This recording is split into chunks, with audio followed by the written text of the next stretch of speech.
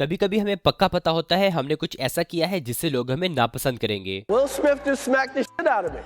लेकिन बाकी बार ये कम जाहिर होता है। और सिर्फ थप्पड़ ही वो चीज नहीं है जिसकी वजह से विल को इतने ज्यादा नेगेटिव रिएक्शंस मिल रहे हैं। कई और भी कॉमन गलतियां थी जिन्होंने लोगों को उसके खिलाफ किया। इसीलिए इस वीडियो में हम 3 चीजों को कवर करने जा रहे हैं ताकि अपनी जिंदगी में आप इन गलतियों से बच सको। हम असली वजह का भी पता लगाएंगे जिस पर विल ने क्रिस को मारा, जिसके बारे में मैंने अभी तक किसी और को बात करते हुए नहीं देखा। सबसे पहले जब बात उन चीजों की हो जिस पर लोग आपको नापसंद करते हैं, खुद को अपने पार्टनर के रिश्तों में डाल लेना। क्रिस के मजाक पर जेडा के नाराज होने के बाद बहुत से लोगों ने सजेस्ट किया कि विल के लिए सबसे बेहतर तरीका ये होता कि वो इवेंट के आखिर पर क्रिस से आमने सामने बात करता, लेकिन एक्चुअली वो भी ये गलती कर रहे थे। सबसे बेहतर तरीका इस काम में ये था कि जेडा क्रिस से बात करती, क्योंकि उसने ही तो इस पर गुस्सा किया। विल तो हंसा था। इसका मतलब ये नहीं कि आप अपने पार्टनर का साथ नहीं दो, लेकिन ऐसी सिचुएशंस में जब आप अपने पार्टनर के इमोशंस को शेयर नहीं करते तो आमतौर पर आपके लिए अच्छा होता है कि आप पीछे हट जाओ और उन्हें अपना आप खुद संभालने दो। जब हम अपने पार्टनर की इमोशनल मेच्योरिटी पर भरोसा नहीं करते तो हम खुद को उनके मसलों में उलझा देते हैं। या तो हमें यकीन है कि वो सिचुएशन को और भी खराब कर देंगे, या हम मानते हैं कि वो अपनी निराश फीलिंग्स पर हमें गलत बताएंगे। इसलिए हम खुद को बचाने के लिए एक होने का मजबूत इशारा करते हैं, लेकिन बाकी सब जानते हैं कि क्या हो रहा है और आपको किसी ऐसे शख्स के लिए सहारा बनते देखने से नफरत करते हैं जिसे अपने रिश्तों को संभालने के लिए खुद से काफी समझदार होना चाहिए था। लिहाजा ये जरूरी है कि आप अपने साथी की बातें सुने और हमदर्दी दिखाएं,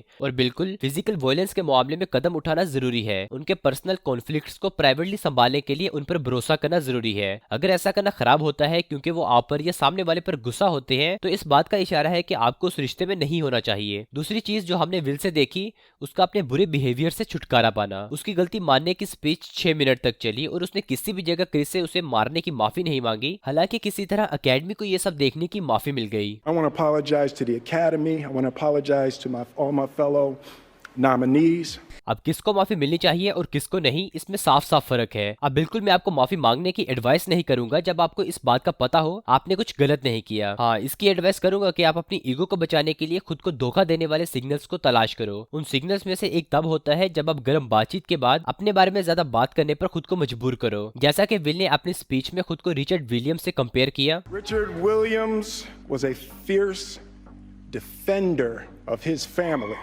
I'm being called on in my life to love people and to protect people and to be a river to my people. जब आप अपने बिहेवियर को किसी ऐसे मसले के इर्द गिर्द डालते हो जो इतना आसान नहीं लेकिन अच्छा है, इसकी वजह यह हो सकती है कि आप जानते हो कि आपका बिहेवियर खराब है और आप ठीक करने की कोशिश करो जो आप गिल्ट महसूस कर रहे हो। लिहाजा अगर आप खुद को उन लोगों से बचाने की शदीद ख्वाहिश महसूस करो जो आप पर हमला नहीं कर रहे, उन्होंने तो बस आपको कुछ ऐसा करते हुए देखा जिसके लिए आपको शायद सिर्फ कुछ वक्त ही निकालना होगा। इस बात पर गौर करें कि आप कैसा महसूस करोगे अगर आपकी पोजीशन उनसे बदल दी जाए और किसी ने आपके साथ वही किया जो आपने उनके साथ किया। अगर इससे आप अपने बिहेवियर को एक नए पर्सपेक्टिव से देखते हो तो सीधा माफी मांग लें, और अगर आप कभी खुद को ये कहते हुए पाओ Love will make you do crazy things. तो एक लंबा पॉज लें, क्योंकि शायद आप प्यार से काम नहीं कर रहे और अभी आपने कुछ बहुत गलत किया, जो हमें तीसरे पॉइंट पर ले जाता है। लोगों को ये महसूस करने से नफरत है कि आप उनसे बातचीत में अपने पास्ट की इमोशनल बातों को सामने ला रहे Do हो। what we do. You got to be able to take abuse. You got to be able to have people talk crazy about you. In this business, you got to be able to have people disrespecting you. And you got to smile and you got to pretend like that's okay.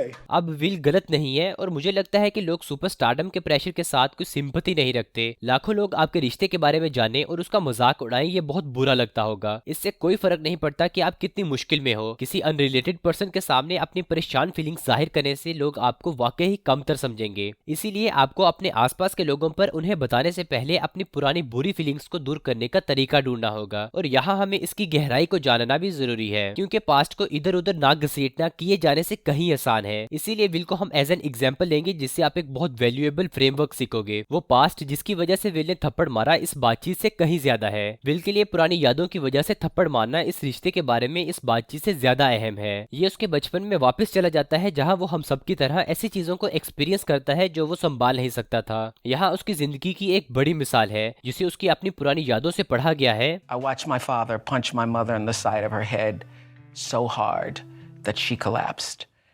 I saw her spit blood. That moment in that bedroom, probably more than any other moment in my life, has defined who I am. I've carried most of my life the sense of failing every woman I interact with. ये एक दर्दनाक experience है जिसने ये emotions पैदा किए जिस बच्चे के पास ये समझने का कोई तरीका नहीं होगा। यहाँ तक कि अगर आपका बचपन शानदार था तो आपको भी इस तरह के एक्सपीरियंस हुए हैं जो आपकी समझदारी को देखते हुए आपके पास भी संभलने का कोई तरीका नहीं था। एक नए बहन भाई के साथ माँ और बाप के प्यार को बांटने की स्ट्रगल पहले बच्चे में शायद ही सही हो पाए। ऐसे सदमात का जो भी जरिया हमारी साइकी पर बारी आ जाए वो हमारी मेमोरी और हमारे इमोशंस को दबाकर हमारी रक्षा करते हैं। My mother and I never talked about it until I read her the chapter.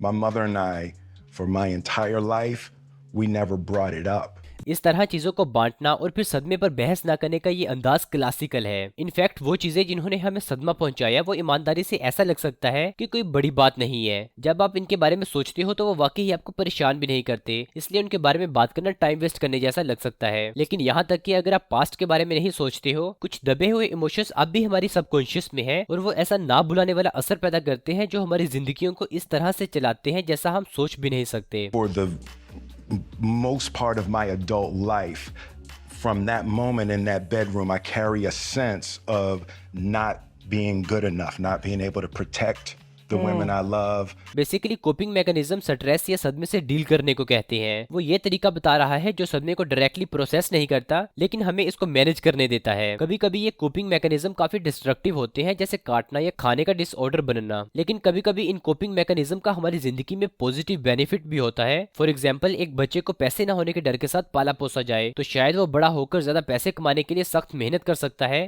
Will के केस में उसने महसूस किया कि वो अपनी माँ को नाराज करेगा, इसलिए वो एक चार्मिंग पर्सन बना और इसके इर्द गिर्द सेल्फ स्टीम भी बनाई। Entire basis for my self-esteem was foundationally dependent upon whether or not my woman was happy.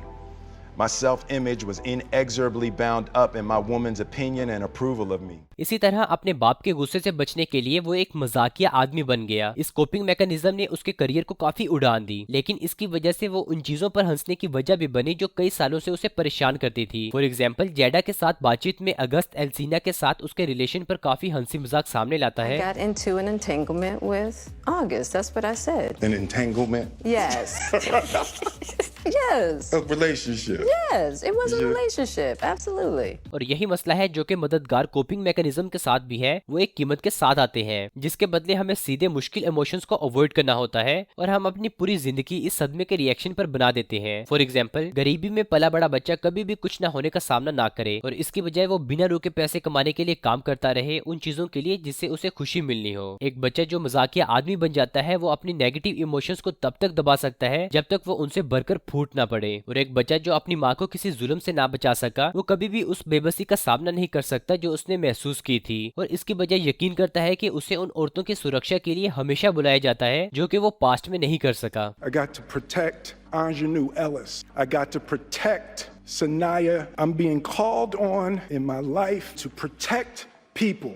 लेकिन एक 53 साल आदमी इन औरतों को किससे बचा रहा है? क्या ये वाकई ही जरूरी है? सदमा कहेगा हाँ, क्योंकि आपकी साइकी के दर्दनाक हिस्से एक जगह फंस गए हैं, वो कभी बड़े ही नहीं हुए, इसलिए वो पास्ट को दोबारा बनाना चाहते हैं और किसी तरह से इसे ठीक करना चाहते हैं। इसीलिए विल उन औरतों को देखता है जिन्हें हर जगह प्रोटेक्शन की जरूरत होती है। इसी तरह से वो उस हेल्पलेसनेस से बचता है जो उसने महसूस की थी जब वो एक औरत को नहीं बचा पाया था जिसे वो सबसे ज्यादा बचाना चाहता था। लेकिन पास्ट को दोबारा बनाना और उसमें सुधार लाना एक्चुअल में सदमे को ठीक नहीं करता। यही सदमे का रिस्पॉन्स है। सदमे का इलाज सच को अपनाने से होता है। मुझे लगता है कि विल को अपनी रिस्पॉन्सिबिलिटी मान लेने की जरूरत है। बचपन में ये उसकी जिम्मेदारी नहीं थी कि वो अपनी माँ को अपने बाप से बचाए और एक हस्बैंड के रूप में ये उसकी जिम्मेदारी नहीं है कि जेडा को किसी मजाक से बचाए और उसे ये सीखने की जरूरत है कि औरतों को अपने मुद्दों को खुद हल करने देना बगैर उसमें जाने की फीलिंग के। और हाँ बिल्कुल, ऐसे मोमेंट्स में जाना बिल्कुल ठीक है जहाँ फिजिकल प्रोटेक्शन और कुछ बहुत बुरा रोकना पड़े, लेकिन सदमा ऐसे हालात में फर्क करना अक्सर मुश्किल बना देता है। विल को हंसी और दर्द के बीच का रास्ता खोजना सीखना होगा। सीधे तौर पर यह दिखाना कि उसे कैसे बुरा लगा बगैर मजाक या किसी तरह की छेड़छाड़ किए, जो कि उसकी ग्रोथ के बहुत जबरदस्त होगा। और हो सकता है कि आपके लिए भी हो अगर आपको भी कॉमेडी का सहारा लेना पड़ता है और अगर आप भी कोपिंग मैकेनिज्म के प्रोसेस को रिलैक्सिंग और अनकंफर्टेबल सच का सामना करना शुरू करना चाहते हो। एक है जिसे हम तकरीबन सभी फायदा उठा सकते हैं और ये दूसरे लोगों के कैरेक्टर, खासतौर पर सेलिब्रिटीज के बारे में चिंता करना, बड़े लेवल पर मुकाबला करने का तरीका है। किसी को भी जज करना अक्सर हमारी अपनी ईगो को मजबूत करने का काम करता है। मैं कभी ऐसा नहीं करूंगा जो कि मोरली हमें सुपीरियर फील करवाता है और हमें अपनी प्रॉब्लम से डिस्ट्रैक्ट करता है। इसका मतलब ये नहीं है कि हमें हर उस चीज को मानना होगा जो दूसरे लोग करते हैं। फॉर एग्जाम्पल, विल का क्रिस को मारना गलत था, उसे माफी मांगनी चाहिए, लेकिन उस पर एनर्जी देना जो विल या किसी को भी डिफरेंटली करना चाहिए, ये जानने का काम आपको अपनी जिंदगी में क्या डिफरेंटली करना चाहिए इससे आपको बचाता है। सो मेक श्योर कि अगर आप अपने पास्ट को इधर उधर नहीं खींच रहे तो अपने आप पर फोकस करें, अपने कोपिंग मैकेनिज्म की पहचान करें जो सच आप छुपा रहे हो। उम्मीद है विल की एग्जाम्पल ने कुछ ऐसी चीजों की पहचान की होगी जो शायद आपने पहले नहीं देखा होगा, और अगर नहीं तो सदमे से डील करने का बेहतर तरीका जो मैं जानता हूँ वो है मेडिटेशन, होलोट्रोपिक ब्रेथवर्क और जानते हुए साइकेडेलिक्स का इस्तेमाल। ये किसी और वीडियो के लिए बहुत बड़े टॉपिक्स हैं, लेकिन ट्रॉमा यानी सदमे को दूर करने के सबसे पावरफुल तरीके हैं जिन्हें मैं जानता हूँ। और ये देखते हुए कम से कम उस सेलिब्रिटी मूवमेंट्स की गॉसिप में ये सब इतने आसान या सेल्फ सेटिस्फाइंग नहीं है, लेकिन लॉन्ग टर्म में जो बेनिफिट्स आपको इस तरह की प्रैक्टिस से हासिल होते हैं जो आपको अंदर की तरफ ले जाते हैं वो कहीं ज्यादा वैल्यूएबल है और आप इनको करने से कहीं ज्यादा खुश इंसान होगे। इसी बीच अगर आपको लगता है जिसमें आप बेहतरी ला सकते हो तो इन्हीं में से एक आपका कॉन्फिडेंस है। अगर आप स्टेप बाय स्टेप गाइड लेना चाहते हो जो आपको बताए कि इन स्किल्स को तेजी से कैसे मास्टर किया जाए तो आपको हमारा क्रिज्मा यूनिवर्सिटी प्रोग्राम पसंद हो सकता है। ये कॉन्फिडेंट और क्रिज्मेटिक बनने का सबसे तेज तरीका है। अब नीचे दिए गए लिंक में सारी डिटेल्स पढ़ सकते हो, लेकिन आपको ये बताने का मैंने सबसे स्ट्रॉन्ग तरीका ढूंढा है जो कि हमारे मेंबर्स आपको खुद बताएं। तो सबसे पहला ये उस लड़के की तरफ से है जो नई नौकरियों के लिए इंटरव्यू दे रहा था। उसका कहना है कि मैंने मेडिकल स्कूल के बाद नौकरियों के लिए दर्जनों जगहों पर इंटरव्यू दिया। एक दिन मेरे इंटरव्यू के आखिर पर डॉक्टर ने मुझे एक तरफ खींचा और कहा कि मैंने अभी तक का सबसे बेस्ट इंटरव्यू लिया और मुझे अपने प्रोग्राम में रखना पसंद करेंगे। उन्होंने मुझे पहले नंबर पर रखा और अभी मैं वहां ही काम कर रहा हूँ। एक और शख्स ने अपनी सोशल लाइफ के बारे में लिखा,